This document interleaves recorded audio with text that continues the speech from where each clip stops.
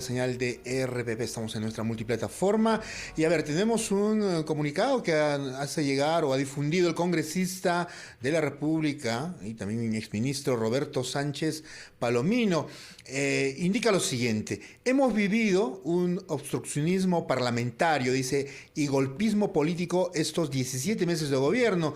Por eso mi convencimiento reiterado al diálogo, tregua política y la defensa de la democracia y al voto ciudadano se mantienen intactos. Intentar dar solución a esta crisis a través de un cierre del Congreso era inviable, inconstitucional y no fue decidido en la presidencia del Consejo de Ministros. El Perú necesita restablecer el equilibrio de poderes, una justicia imparcial, lucha contra la corrupción, caiga quien caiga, y un proceso concertado y pacífico hacia una nueva constitución. Como demócrata, dice Roberto Sánchez, reitero que la sucesión constitucional no resuelve la profunda crisis política que vive nuestro país. Un referéndum para adelanto de elecciones generales es la alternativa, propone el congresista de la República Roberto Sánchez Palomino. Valery.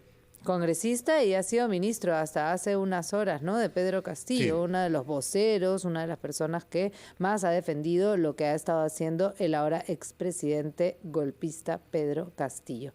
Pero vamos a hablar justamente del futuro legal de él, de Pedro Castillo y de su entorno, porque estamos con el abogado penalista Luis Lamas Puccio aquí en los estudios centrales, así que le hacemos la primera pregunta.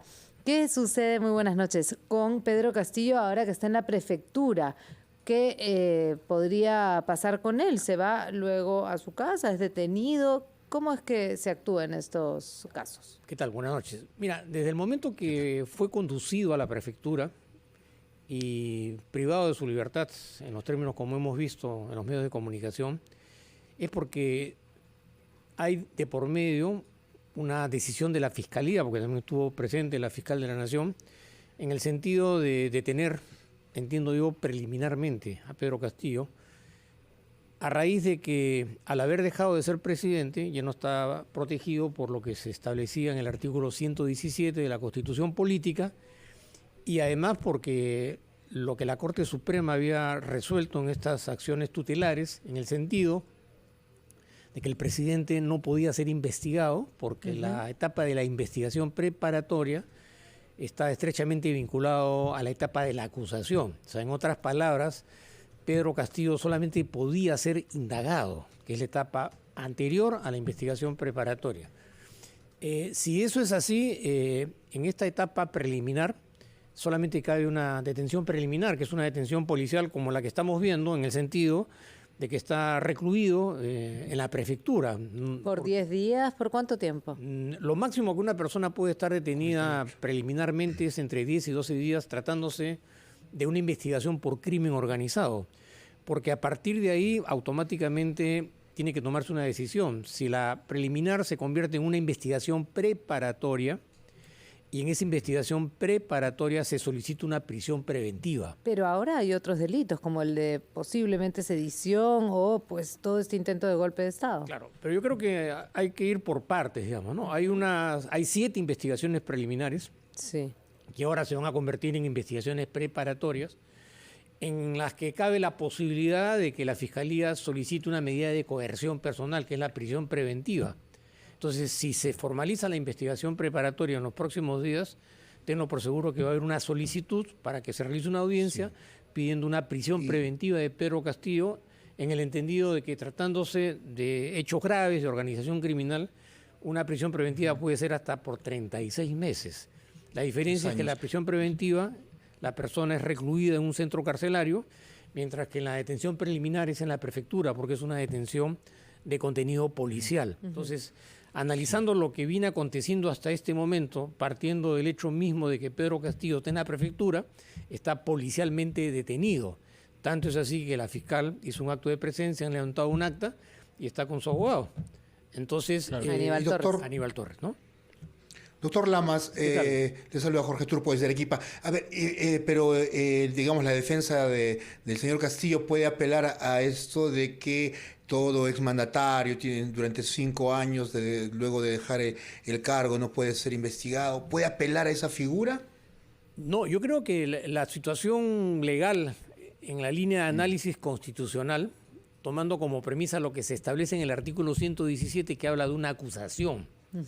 No habla propiamente de una indagación ni de una investigación preparatoria. Entonces, en esa línea de análisis, ya la Corte Suprema resolvió que tampoco podía ser investigado en términos preparatorios, porque esa etapa de la investigación preparatoria está intrínsecamente vinculada a la acusación. Eso lo ha dicho la Corte Suprema.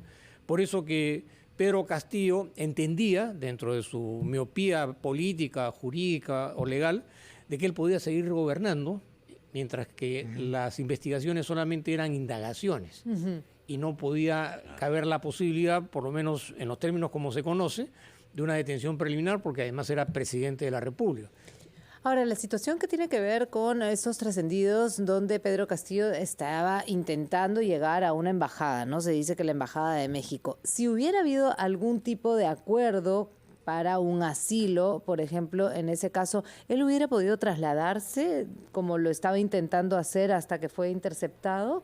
Si él hubiera logrado una conversación positiva en ese sentido, ¿podía salir de Palacio de Gobierno e ir hacia la embajada? A través de un salvoconducto. ¿No? Si se acogía a la figura del asilo en base a principios de reciprocidad, ¿no? Con México en este caso, en un primer momento se amparaba y se protegía por el derecho internacional en términos de lo que significaba el asilo, y posteriormente ya a través de una negociación política entre Perú y México pudo habérsele dado un salvoconducto para que él saliera de la embajada y se trasladara al país que le estaba dando el asilo.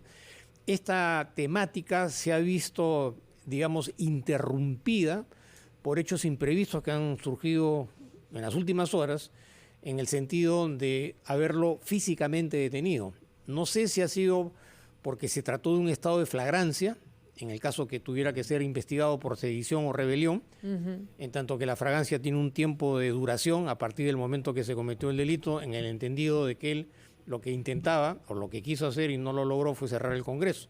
Entonces ahí surge una posible responsabilidad penal en términos de flagrancia. La otra posibilidad es que, habiendo él perdido su condición de primer mandatario, ya no lo amparaba el artículo 117 de la Constitución Política, o sea, se convertía en un ciudadano común y corriente. Entonces, en esa no debe haber tenido ese salvoconducto, porque si no, la policía no lo habría podido detener. Habría que conocer a ciencia cierta qué cosa es lo que pasó, si realmente la presencia de la Fiscalía en el traslado de Palacio de Gobierno a la Embajada, de manera intempestiva, hace una intervención, como lo hemos visto también en la televisión, con policías armados, y automáticamente dirigen el vehículo a la prefectura, con lo cual se trastocó esa posibilidad de acogerse a un asilo, porque su familia, tengo entendido que también llegó a la embajada.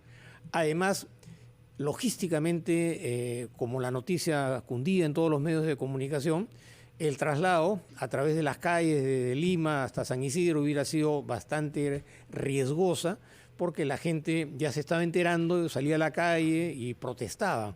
Entonces, ahí han habido, digamos, varios factores que han intercedido, que a mi entender el más importante de todo ha sido la decisión de la fiscal de la Nación de intervenirlo y detenerlo y trasladarlo a la prefectura. Muy bien, veremos entonces qué es lo que sucede en las próximas horas. Muchas gracias, doctor Luis Lamas Puccio. Jorge, nosotros tenemos que despedirnos.